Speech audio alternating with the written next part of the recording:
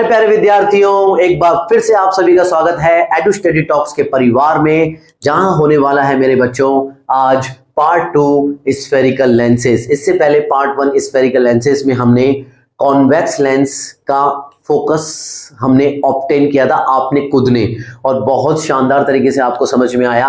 अब आज हम देखेंगे पार्ट 2 में हम प्रिंसिपल फोकस को ऑब्टेन करेंगे कॉनकेव लेंस के लिए। तो तैयार होना इस वीडियो के लिए। तो बच्चों शर्त वही है कि मेरे साथ में बना रहना पड़ेगा। हर एक चीज जो मैं आपसे पूछूं उसका आंसर आपको कमेंट बॉक्स में कमेंट करना होगा, और हम हर चीज को रिवीजन करते हुए के तौर पर चलते रहेंगे, ताकि आपको बार बार आप उसको दोहराएंगे तो आपका रिवीजन भी हो जाएगा, अच्छे से याद हो जाएगा। और चलते हैं बिल्कुल एक एक चीज को बिल्कुल पार्ट 1 पार्ट 2 की तरह समझते हुए, धीरे धीरे समझते हुए चलेंगे। चीजें समझ में आ जाएगी तो रटने की जरूरत नहीं पड़ेगी, और आपके फुल में से फुल मार्क्स अपने आप आ जाएंगे बच्चों। तो तैयार हो तो चलो। तो बच्चों सबसे पहले आपको पता होना चाहिए कि कॉनकेव लेंस बनता कैसा है, दिखता कैसा है, क्योंकि कई बार कंफ्यूजन होता है कि कॉनकेव लेंस कैसा दिखता है और कॉन्वेक्स लेंस कैसा दिखता है। तो बच्चों इस कंफ्यूजन को दूर करने के लिए आपको कॉनकेव में एक वर्ड दिखेगा केव, ठीक है ना, केव वर्ड दिखेगा। तो एक काम करो, दो केव अपोजिट साइड में बना लो, दो केव अपोजिट साइड में बना लो, है ना। तो दो केव में अपोजिट साइड में बना लेता हूं।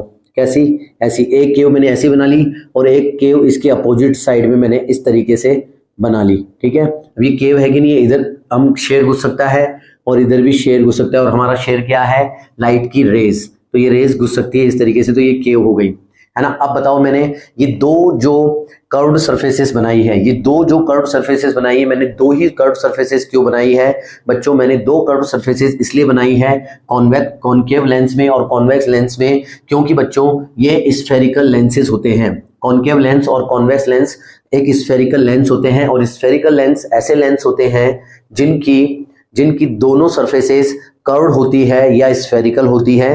तो इस कारण से कॉनकेव लेंस स्फेरिकल होने के कारण मैंने दो सरफेसेस बनाई है, और दोनों सरफेसेस कैसी हैं, कर्व्ड हैं। अच्छा ठीक है सर, ये बात समझ में आई। अच्छा जल्दी से मेरे को ये बता दो कि ये दोनों जो कर्व्ड सरफेसेस हैं वो एक स्फेयर का पार्ट है या दो अलग अलग स्फेयर का पार्ट है? तो मैंने बहुत बार आपको बता दिया, पिछले लेक्चर में भी बता चुका हूँ, रिवीजन चल रहा है। तो ये सर दो अलग अलग स्फेयर का पार्ट है। तो चलो दो अलग अलग स्फेयर का पार्ट बना देते हैं।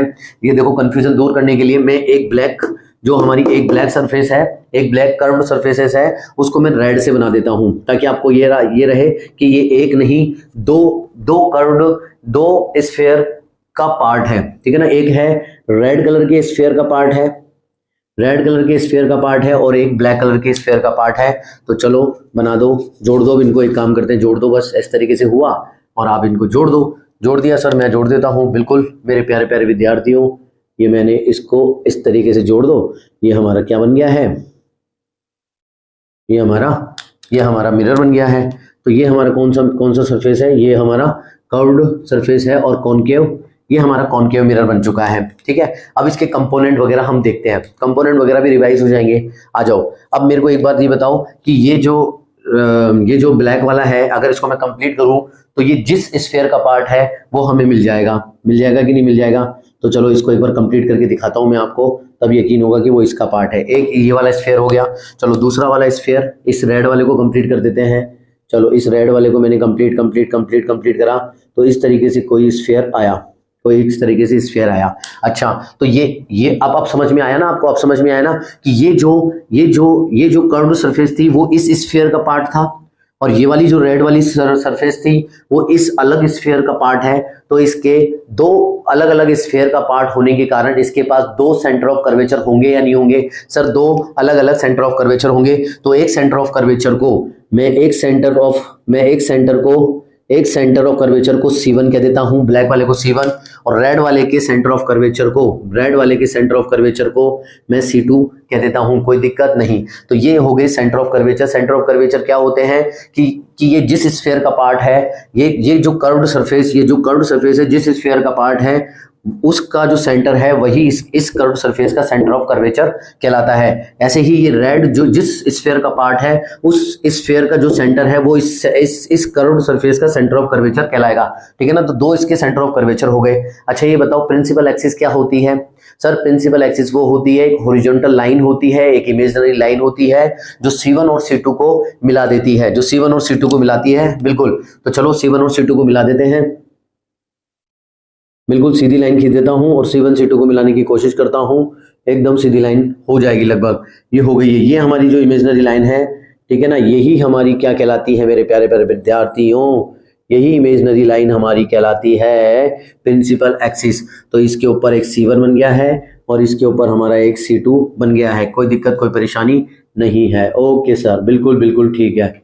चलो बच्चों, ये हमारी प्रिंसिपल एक्सिस बन गई है, कोई दिक्कत कोई परेशानी नहीं है। इसको मैंने x कह दिया है, इसको मैंने x डेक्स कह दिया है। अब मेरे को एक बात बताओ, इसका अपर्चर कौन सा होगा? अपर्चर क्या होता है? सर अपर्चर होता है कि जो भी हमारा कर्व्ड सरफेस है उसका जो भी डायमीटर है, यानी कि जितने पार्ट से वो रेज रिफ्लेक्ट करेगा, रिफ्रैक्ट करेगा, जितने पार्ट से जितने एरिया से रिफ्रैक्ट होगी उसका जो डायमीटर है वही, यानी कि डायमीटर का मतलब बच्चों ये वाला पार्ट, ये जो डायमीटर है इतना बड़ा, ये जो सरफेस एरिया है जहां से रेज रिफ्लेक्ट होगी उसी को हम अपर्चर कहते हैं। और अपर्चर का सेंटर क्या कहलाता है बच्चों? अपर्चर का सेंटर कहलाता है ऑप्टिकल सेंटर। अपर्चर का सेंटर ही क्या कहलाता है? Optical centre. इसको हम O से रिप्रेजेंट करते हैं, यहां तक कोई दिक्कत नहीं। और ऑप्टिकल सेंटर का एक मेन फीचर होता है, जल्दी जल्दी बताओ मेरे साथ साथ, बार बार मैं टाइम वेस्ट नहीं करूंगा क्योंकि बहुत बार रिवीजन कर लिया है हमने। अब ऑप्टिकल सेंटर के बारे में बताओ क्या मेन फीचर होता है? सर ऑप्टिकल सेंटर का मेन फीचर होता है कि इसके ऊपर से जितनी रेज होकर के निकलती है वो एकदम बिना डेविएटेड होकर के एकदम सीधी चली जाती है। इस रूल को हमेशा याद रखोगे, ऑप्टिकल सेंटर पर जितनी रेज आती है वो बिना डेविएटेड होकर के, यानी बिना रिफ्रैक्ट हुए एकदम सीधी चली जाती है, अपने ओरिजिनल पाथ पर, स्ट्रेट पाथ पर चली जाती है। ये इसका हमारा हो गया, ठीक है ना। और अच्छा एक और चीज बची है वो है हमारा radius of curvature. Radius of curvature क्या होता है? सर ऑप्टिकल सेंटर से सेंटर ऑफ कर्वेचर के बीच की दूरी रेडियस ऑफ कर्वेचर कहलाता है। दो रेडियस ऑफ कर्वेचर होते हैं क्योंकि दो सेंटर ऑफ कर्वेचर होते हैं, एक ऑप्टिकल सेंटर होता है, एक अपर्चर होता है। तो ये सारे कंपोनेंट हमने डिसाइड कर लिए हैं। अब मेन बात पर चलते हैं अपन, ठीक है ना। तो मेन बात पर चलते हैं, एक काम करते हैं, इसको मैं इस तरह डॉटेड कर देता हूं अपर्चर को ताकि हम कंफ्यूज ना हो। ओके मेरे प्यारे प्यारे विद्यार्थियों, ये हो गया काम। अच्छा अब हम पढ़ने जा रहे हैं फोकस। तो बच्चों फोकस होता क्या है? बच्चों फोकस की डेफिनेशन क्या बताई थी मैंने आपको इससे पहले वाले पार्ट में भी, वही चीज हम रिपीट कर देते हैं। बच्चों आपको फोकस के बारे में पता होना चाहिए, फोकस होता क्या है। बच्चों फोकस वह पॉइंट होता है अगर मान लो प्रिंसिपल एक्सिस के पैरेलल जितनी भी रेज आती हैं, प्रिंसिपल एक्सिस के पैरेलल जितनी भी रेज आती हैं, तो अगर वो इस लेंस पर आकर के टकराती हैं और टकराने के बाद में जितनी भी रेज हैं मेरे बच्चों, कान खोल के सुन लो, जितनी भी पैरेलल रेज आएंगी वो इस लेंस से टकराने के बाद में हमेशा और हमेशा एक पॉइंट पर जाके मिलेंगी। और वो पॉइंट कहां पर होगा? प्रिंसिपल एक्सिस पर होगा। वो पॉइंट प्रिंसिपल एक्सिस पर होगा और सारी रेज जितनी भी पैरेलल आ रही है तो वो जाकर के प्रिंसिपल एक्सिस पर एक पॉइंट पर जाकर के मिलेंगी या मिलती हुई प्रतीत होंगी, ठीक है ना। और मिलेंगी मतलब एकदम रियल में मिल जाएंगी, जिसमें हमारा कोई हाथ नहीं होता है, अपने आप जाकर के मिलती है। जब रियल में जाकर के मिलती है तो उसे वहां पर एक फोकस बनता है। वो फोकस कहां बनता है? हमने पढ़ा था वो कॉन्वेक्स लेंस में बनता है, वो रिवीजन ही चल रहा है अभी, वो कॉन्वेक्स लेंस में बढ़ता है। और कॉन्केव लेंस में क्या होता है बच्चों? अपीयर्स टू मीट, कि प्रिंसिपल एक्सिस पर अगर सारी की सारी रेज अगर मिलती भी प्रतीत हो रही है, हम जबरदस्ती उस पर मिला रहे हैं, तो वो जो एक पॉइंट है उसे हम फोकस कहते हैं। आई होप कि इतनी बात समझ में आएगी, अभी तक तो रिवीजन ही चल रहा था। मैंने क्या बोला? मैंने बोला कि अगर प्रिंसिपल एक्सिस, ये हमारा कौन सा एक्सिस है? Principal axis. तो प्रिंसिपल एक्सिस के पैरेलल अगर रेज आती है, पैरेलल अगर रेज आती हैं, है ना, तो बच्चों वो क्या करती है? लेंस से टकराती है। लेंस से टकराने के बाद में क्या होता है बच्चों? लेंस से टकराने के बाद में लिख देता हूं, लेंस से टकराने के बाद में वो प्रिंसिपल एक्सिस पर ही एक पॉइंट पर जाकर के मीट करती है। पॉइंट पर जाकर के बच्चों क्या करती है? मीट करती है, एक पॉइंट पर जाकर के मीट करती है, ठीक है ना। तो कितने तरीके से मीट कर सकती है सर? दो तरीके से मीट कर सकती है, या तो वो रियल में मीट कर सकती है, अपने आप मीट करे, रियल का मतलब अपने आप मीट करे, या फिर बच्चों वो वर्चुअली मीट करे। वर्चुअली मतलब सर अपियर्स टू मीट, जहां पर हम उसको जबरदस्ती मीट कराते हैं, इसको बोलते हैं अपियर्स टू मीट, कि मिलती हुई प्रतीत होती है, मिलती हुई प्रतीत होती है। तो दो तरीके से मिलती हुई प्रतीत होती है। और रियली, तो रियल में तो कहां पर हमने पढ़ लिया है? कॉन्वेक्स में। रियल में तो कहां मिलती है? कॉन्वेक्स में, ठीक है ना। इसलिए हम उसके फोकस को हम क्या बोलते हैं? रियल फोकस बोलते हैं। और बच्चों वर्चुअली हम कहां पर पढ़ने वाले हैं? जो कि हम पढ़ने वाले हैं कॉनकेव में। तो कॉनकेव में मिलती हुई प्रतीत होगी, ध्यान रखना, कॉनकेव में मिलती हुई प्रतीत होगी, अपीयर्स टू मीट। इसलिए इस पॉइंट को, जो भी पॉइंट जिस पॉइंट पर आकर के मिलती है, इस पॉइंट को हम क्या बोलते हैं? फोकस, जिसको हम कैपिटल एफ से डिनोट करते हैं। दो F1 और F2 होने वाले हैं, एक F1 होगा और एक दूसरा F2 होगा। दो फोकस हमारे को मिलेंगे क्योंकि दो सेंटर ऑफ कर्वेचर हमारे पास है। यहां तक समझ में आया? जल्दी इसलिए पढ़ा रहा हूं क्योंकि इससे पहले वाले लेक्चर में मैंने सब चीजें बात करी है, ठीक है।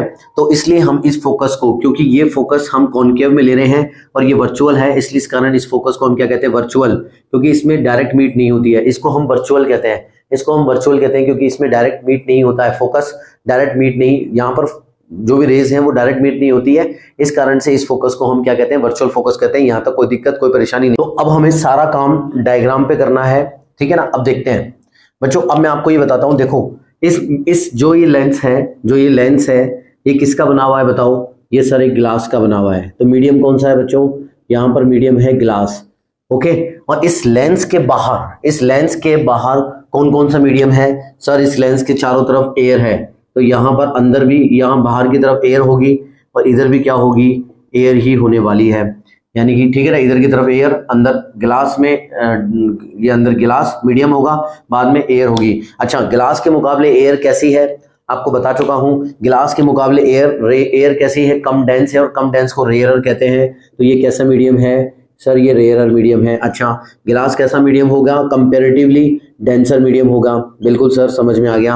अच्छा, तो एयर ये भी कैसा होगा सर? ये भी रेयरर होगा, कोई दिक्कत, कोई परेशानी नहीं। अच्छा, तो बच्चों रूल समझते हैं। हमने रूल क्या पढ़ा था, वो रूल भी मैं आपको बता देता हूँ। रूल क्या है बच्चों? जब भी कोई रेज, देखो रूल क्या कहती है? रूल कहती है कि ए ऑप्शन, मेरे सामने बताओ, एक क्वेश्चन पूछता भी जाता हूं मैं आपसे। अच्छा, क्वेश्चन मैंने पूछा बच्चों, अगर कोई भी रेज अगर रेरर से डेंसर में जा रही है, कोई भी अगर रेरर से डेंसर में जा रही है, तो बताओ वो किस तरफ मुड़ेगी? वो नॉर्मल की तरफ मुड़ेगी या नॉर्मल से दूर चली जाएगी? तो बच्चों का आंसर क्या आ रहा होगा? हाँ सर, बिल्कुल सही आंसर दे रहे हो, टूवर्ड्स नॉर्मल। किसकी तरफ मुड़ जाएगी बच्चों? नॉर्मल की तरफ मुड़ जाएगी, टूवर्ड्स नॉर्मल मुड़ जाएगी। ओके, चलो क्वेश्चन नंबर 1 हो गया। ओके, क्वेश्चन नंबर 2 पूछता हूं। अगर डेंसर से कोई भी रेज, अगर डेंसर से रेरर मीडियम में जा रही होगी, डेंसर से रेरर में मतलब ग्लास से, यहाँ पर क्या दे रखा है? ग्लास से अगर एयर में जा रही होगी, तो बताओ कहाँ मुड़ेगी? आंसर क्या आएगा बच्चों? अवे फ्रॉम नॉर्मल, नॉर्मल से दूर चली जाएगी, उसको बोलेंगे अवे फ्रॉम नॉर्मल, नॉर्मल से दूर चली जाएगी। ये मैं आपको पहले भी बता चुका हूं, जिन्होंने इससे पहले वाले वीडियोस देखे हैं उन्हें अच्छे से पता होगा कि वो नॉर्मल से दूर चली जाएगी। एक रूल्स ये हो गया। अच्छा, तो अब तुम्हें नॉर्मल की जरूरत पड़ेगी। यहाँ पर बच्चों कर्व्ड सरफेस पर नॉर्मल खींचना बताता हूं मैं आप लोगों को। कर्व्ड सरफेस पर नॉर्मल कैसे खींचते हैं वो मैं आपको बताता हूं। देखो, कर्व्ड सरफेस मतलब कोई भी एक कर्व्ड सरफेस हो गई, मान लो ये कर्व्ड सरफेस हो गई, ये एक सेंटर भी एक कर्व्ड सरफेस है। तो इस कर्व्ड सरफेस पर अगर कोई भी पॉइंट है, मान लेते हैं एक पॉइंट ए है, कोई भी पॉइंट ए है, तो इस पॉइंट पर अगर नॉर्मल खींचना है तो इसको हमें इस कर्व्ड सरफेस के सेंटर से मिला दो। अगर जैसे ही हमने मिला दिया तो ये इसका नॉर्मल कहलाएगा, यानी कि ये रेडियस है, ये इसकी क्या कहलाएगी? रेडियस कहलाएगी, क्योंकि सेंटर से मिल गई। सेंटर और सरकमफ्रेंस के बीच की दूरी, सेंटर से सरकमफ्रेंस तक के बीच की दूरी क्या कहलाती है? रेडियस। यानी कि इस पॉइंट को अगर हम सरकमफ्रेंस से जोड़ देंगे तो ये जो रेडियस है जो कि ए पॉइंट से गुजर रही है, वही इसका नॉर्मल होने वाला है। यानी कि अब बात आ गई कि कर्व्ड सरफेस पर कोई भी एक पॉइंट हो तो उस पर नॉर्मल खींचने के लिए उस पॉइंट को अगर हम सेंटर से मिला दें तो वो नॉर्मल कहलाता है, तो वो उसका नॉर्मल बन जाता है। ओके, ठीक है। चलो अब हम पैरेलल रेज लेते हैं। हमने बोला था कि पैरेलल रेज की जरूरत है, फोकस बनाने के लिए पैरेलल रेज की जरूरत है। तो एक हम प्रिंसिपल एक्सिस के ऊपर पैरेलल रेज बना देते हैं। चलो बनाओ जल्दी सी। मैं ग्रीन कलर से बना रहा हूं, तो देखो ग्रीन कलर से जैसे ही मैंने पैरेलल रेज बनाई, ओके, ये हमारी एक पैरेलल रेज आ गई।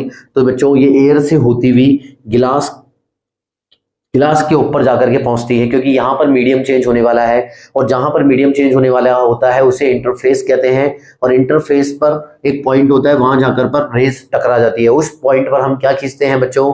नॉर्मल खींचते हैं। तो चलो नॉर्मल खींचते हैं। मैंने अभी भी बताया कि ये पॉइंट क्या है? ए पॉइंट है।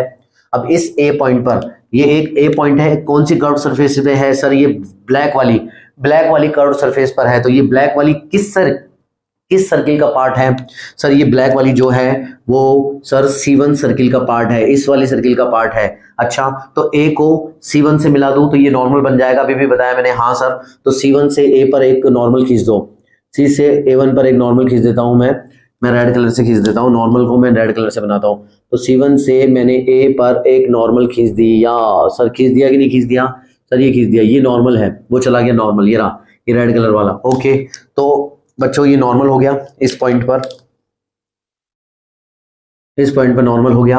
अगर मान लो ये लेंस नहीं होता, अब हम ओरिजिनल पाथ बनाएंगे, साथ साथ हम ओरिजिनल पाथ बनाएंगे, यानी कि जो ये रेस जा रही है, अगर मान लो ये बीच में लेंस नहीं होता, तो इसका ओरिजिनल पाथ क्या होता है? एकदम सीधी जाती। ठीक है सर, ये सीधी जाती। तो चलो बच्चों सीधी एक रेस बना देते हैं, ये ओपी इसका ओरिजिनल पाथ हो गया, है ना। अब बच्चों ये जो ओरिजिनल रे है, ये बच्चों ये नॉर्मल से दूर भागेगी कि नॉर्मल के पास में आएगी? कैसे पता चलेगा? क्योंकि ये बच्चों रेरर मीडियम से, किस मीडियम से? रेरर से ग्लास में आ रही है, तो बच्चों रेरर से डेंसर में आ रही है, यानी कि बच्चों एयर से कहाँ आ रही है? ग्लास में। एयर से ग्लास में आ रही है तो टूवर्ड्स नॉर्मल, यानी कि नॉर्मल की तरफ मुड़ जाएगी। तो चलो नॉर्मल की तरफ मोड़ देते हैं बच्चों, नॉर्मल की तरफ मोड़ देता हूं मैं इस रे को, जो कि ग्रीन कलर की है। देखो ये रे ऐसी है और ये हमारा नॉर्मल है, तो नॉर्मल की तरफ मुड़ जाएगी। तो मैंने इसको नॉर्मल की तरफ मोड़ दिया और यहां पर आकर के वापस से एक इंटरफेस आ जाएगा। क्यों इंटरफेस आ जाएगा? क्योंकि वापस से मीडियम चेंज हो रहा है, क्योंकि कांच तक तो ये सीधी गई, लेकिन कांच के बाद में वापस से एयर आ रही है, तो मुड़ेगी कि नहीं मुड़ेगी? वापस मुड़ेगी, लेकिन कैसे मुड़ेगी? इसके लिए हमें एक नॉर्मल खींचना होगा। तो बच्चों ये पॉइंट को मैंने, एक इंसिडेंट पॉइंट, इंटरफेस पॉइंट को मैंने बी पॉइंट दे दिया, बी पॉइंट नाम दे दिया। अच्छा, अब इस बी पॉइंट पर हमें एक नॉर्मल खींचना है। ये जो रेड कलर की जो कर्व्ड सरफेस है, ये किस सेंटर का पार्ट है, किस स्फीयर का पार्ट है? सर ये जो है वो सर इस स्फीयर का पार्ट है, यानी कि C2 का पार्ट है। तो बी को मैं C2 से मिला दूं तो नॉर्मल आ जाएगा। यस सर आ जाएगा, बिल्कुल समझ में आ रहा है। तो चलो इसका नॉर्मल मैं ब्लैक कलर से खींच देता हूँ। ठीक है बच्चों, नहीं ब्लैक से नहीं, रेड से खींच देता हूँ ताकि घिचपिच ना हो जाए, ठीक है ना। तो यहां से मैं C2 से एक नॉर्मल खींचने जा रहा हूं। ये मैंने नॉर्मल खींच दिया मेरे बच्चों, ये नॉर्मल मैंने खींच दिया। ओके ठीक है सर, बिल्कुल। लेकिन बी पॉइंट यहाँ नहीं, यहाँ था, मैंने गलत खींच दिया। एक बार दोबारा से बनाता हूँ, मेरे ध्यान ही नहीं रहा, ठीक है ना। ये यहाँ नहीं, ये यहाँ था, ठीक है। चलो बी पॉइंट यहाँ पर है, ये पॉइंट है बी ये है, ये गलत बना दिया पॉइंट। ये बच्चों ये पॉइंट बी है। अभी इस बी पॉइंट पर नॉर्मल खींचते हैं एक और। ये देखो बच्चों, ये गया, ये नॉर्मल, ये गया, ये वाला है नॉर्मल, ठीक है। ये नॉर्मल मैंने बना दिया। ओके सर, है ना। अब मेरे को बताओ इसका ओरिजिनल पाथ क्या होता? अगर ये रेस ऐसे जा रही होती और मीडियम चेंज नहीं हो रहा होता तो एकदम सीधी जा रही होती, ये ग्रीन वाली, इसका ओरिजिनल पाथ। अगर ये सीधी जा रही होती, देखो ये ऐसे जा रही होती, तो ये सीधी जा रही होती, बिल्कुल सर, ये सीधी जा रही होती ऐसे, तो ये इसका ओरिजिनल पाथ होता। ओके, तो अब ये ओरिजिनल पाथ जो है वो इस नॉर्मल से नॉर्मल की तरफ मुड़ेगी या नॉर्मल से दूर भागेगी? जल्दी बताओ मेरे को फटाफट। ये जो है, ये देखो, ये नॉर्मल यहाँ है और ओरिजिनल पाथ ये है, तो ओरिजिनल पाथ और नॉर्मल। तो बच्चों ये देखो डेंसर, यानी कि कांच से, ग्लास से एयर में जा रही है, तो ये अवे फ्रॉम नॉर्मल, यानी कि इस नॉर्मल से दूर चली जाएगी। ये पहले दूर है और दूर हो जाएगी का मतलब सर ये इस वाली लाइन जो है ना, ये अवे, यानी कि इससे दूर का मतलब हो गया यहाँ कहीं चली जाएगी, ठीक है। तो ये हो गई हमारी रिफ्रैक्टेड रेज। अब ये रिफ्रैक्टेड रेज कैसे चलेगी? दूर चली गई, मानते हो? बिल्कुल सर, इस तरीके से चली गई। ओके ठीक है, आ जाओ। अब एक और चीज देखते हैं, हम क्या देखते हैं मेरे बच्चों। तो अब हम क्या करते हैं, ये तो हो गई ऊपर पैरेलल रेज, जो कि प्रिंसिपल एक्सिस से ऊपर पैरेलल रेज थी, उसको इस लेंस ने क्या किया? ऊपर की तरफ ही डाइवर्ज कर दिया, ध्यान रखेंगे, ठीक है ना, ये ऊपर की तरफ डाइवर्स कर दिया, यानी कि ऊपर की तरफ भेज दिया है। ओके चलो, अब एक रेज हम नीचे देखते हैं उसके साथ में क्या होता है। जो ऊपर एक रेज के साथ में हो रहा होगा वो सभी रेज के साथ में होगा कि जितनी भी पैरेलल रेज आएंगी उसे ये लेंस टकराने के बाद में ऊपर की तरफ ही भेज देगा। अब हम नीचे बनाते हैं बच्चों। अब नीचे जैसे ही एक और पैरेलल रेज आई तो अभी मीडियम चेंज होने वाला है। हमारा फर्ज है कि यहाँ पर सबसे पहले तो पॉइंट बना दो, पॉइंट बना के इसका नामकरण कर दो। सर सी लिख दिया मैंने यहाँ पर। अब इस सी पॉइंट पर हमें एक नॉर्मल खींचना है, तो हमें कर्व्ड सरफेस देखनी है। अब जल्दी करेंगे, अभी कर्व्ड सरफेस देखनी है। ये ब्लैक किसका पार्ट है, ये ब्लैक इस C1 का पार्ट है। ये ब्लैक कर्व्ड सरफेस इस C1 स्फीयर का पार्ट है, इस C1 स्फीयर का पार्ट है। तो हम C1 से C की तरफ एक नॉर्मल खींच दें। सर खींच दो, बिल्कुल। तो मैं एक नॉर्मल खींचने वाला हूँ बच्चों, वो भी मैं एक रेड कलर से ही खींच देता हूँ। रेड कलर से मैं खींचने वाला हूँ नॉर्मल। ये मैंने नॉर्मल खींच दिया। ओके मेरे प्यारे प्यारे प्यारे प्यारे प्यारे विद्यार्थियों, ये एक नॉर्मल खींच गया है, बिल्कुल कोई दिक्कत कोई परेशानी नहीं है। ओके अच्छा, अब हम क्या देखेंगे, अब हम ओरिजिनल पाथ बनाएंगे बच्चों। अगर ये रेज ऐसे सीधी जाएगी, अगर ये लेंस नहीं होता, बीच में कांच नहीं होता, तो एयर में पूरी सीधी जा रही होती। इसका ओरिजिनल पाथ, सर इसका ओरिजिनल पाथ ये हो रहा होता, बिल्कुल सर ये इसका ओरिजिनल पाथ होता। अच्छा ये बताओ कि जो हमारा नॉर्मल है वो तो नीचे की तरफ है और जो हमारी रेज है वो इस तरीके से है।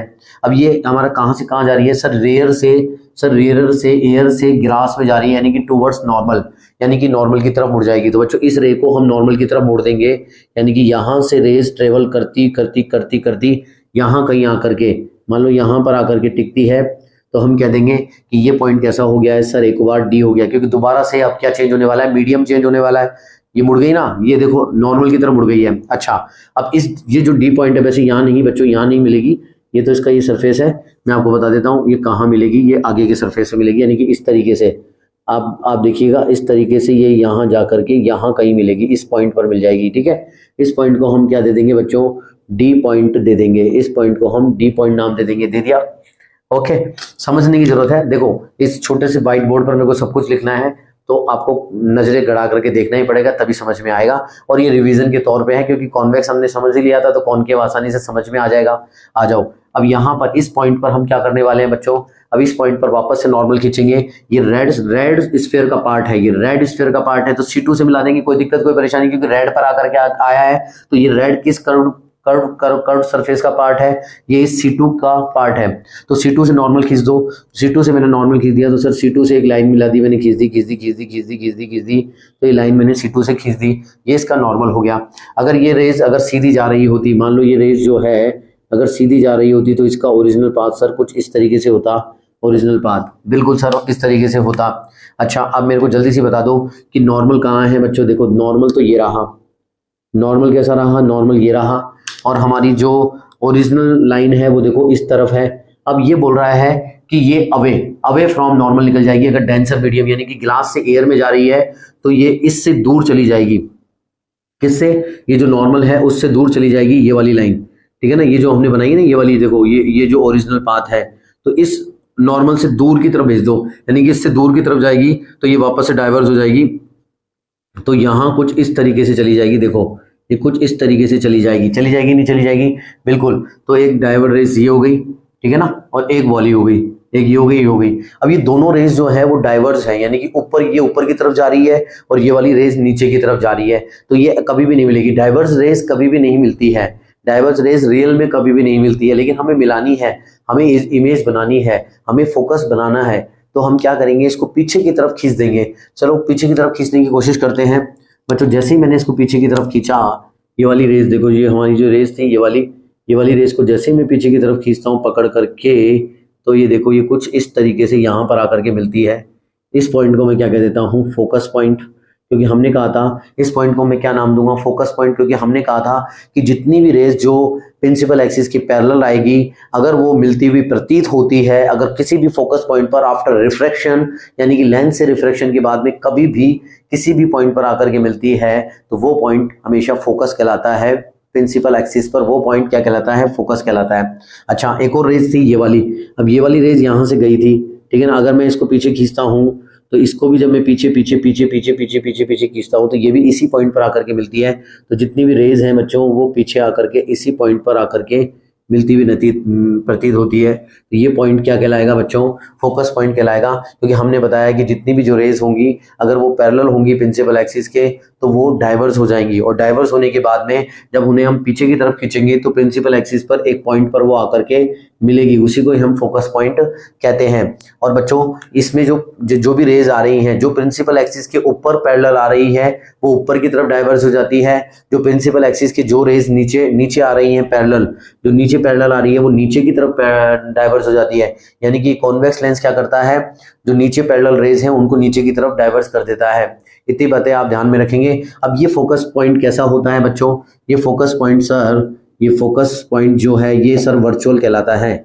वर्चुअल होता है, वर्चुअल होता है कि नहीं होता है, होता है। अच्छा, इसमें जो रेज हैं वो डाइवर्ज हो रही है, इस कारण इस लेंस को, कॉनकेव लेंस को हम क्या कहते हैं सर, डाइवर्जिंग लेंस कहते हैं। डाइवर्जिंग, इसको हम क्या कहेंगे बच्चों, डाइवर्जिंग लेंस, इसको हम डाइवर्जिंग लेंस कहते हैं, इस कारण इसको हम डाइवर्जिंग लेंस कहते हैं। ठीक है, अब इसके भी दो फोकस होते हैं, इसके भी दो फोकस होते हैं मेरे प्यारे प्यारे विद्यार्थियों।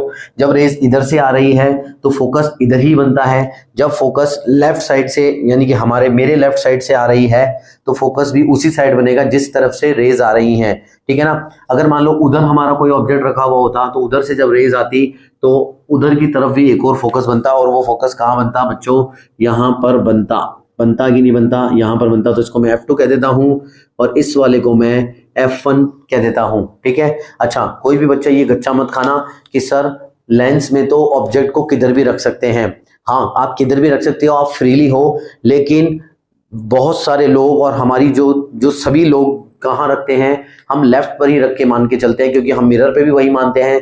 और अगर हम राइट इधर रखेंगे तो गलत तो नहीं होगा, लेकिन हम कंफ्यूज हो जाएंगे, क्योंकि हमने ये मान के चला है कि हम ऑब्जेक्ट को हमेशा लेफ्ट साइड में लेकर के चलेंगे। तो हमेशा ऑब्जेक्ट आप कहाँ लेकर के चलेंगे बच्चों, लेफ्ट साइड में, यहाँ पर ही लेकर के चलेंगे। जब आप यहाँ पर लेकर के चलेंगे तो उसी हिसाब से हम यहाँ पर हमेशा बात करने वाले हैं। तो जब लेफ्ट साइड में आपका ऑब्जेक्ट रखा हुआ होता है तो ये इधर वाले पॉइंट F1 कहलाते हैं, और हमारे राइट साइड वाले पॉइंट क्या कहलाते हैं बच्चों, F2 कहलाते हैं। और हमने देखा है कि जो लेफ्ट साइड वाले यानी कि यहाँ पर जो F1 फोकस है वहां पर सारी रेज है ना अपीयर्स टू मीट हो रही है, वहां पर सारी रेज जो है वो अपीयर्स टू मीट हो रही है। यानी इमेज कहाँ बनेगी बच्चों, F1 पर बनेगी। कहाँ बनेगी इमेज सर, हमारी F1 पर बनेगी। बोलो बनेगी नहीं बनेगी, हाँ सर बनेगी। तो बच्चों ये जो F1 है ना, ये जो F1 है ये इसका रियल फोकस है। ये कैसा फोकस है सर, ये रियल फोकस है। रियल फोकस है मतलब यही फोकस हमारा काम आने वाला है। अगर हम कहें कि इस लेंस का फोकस कौन सा है तो यही फोकस है जहां पर इमेज बनेगी। ठीक है ना, ये दूसरा वाला जो फोकस है वो अभी हमारे किसी काम का नहीं है, इसको बोलते हैं इनएक्टिव फोकस। इनएक्टिव फोकस है ये, इनएक्टिव फोकस है। और हमारा रियल फोकस क्या है, ये हमेशा यही फोकस हम काम में लेंगे, क्योंकि यहाँ पर इमेज बन रही है, ऑब्वियसली बात है। ठीक है ना, तो ये बातें आप ध्यान में रखेंगे। थोड़ी सी भीड़ हो गई है आई होप कि, लेकिन फिर भी आपको समझ में आया होगा।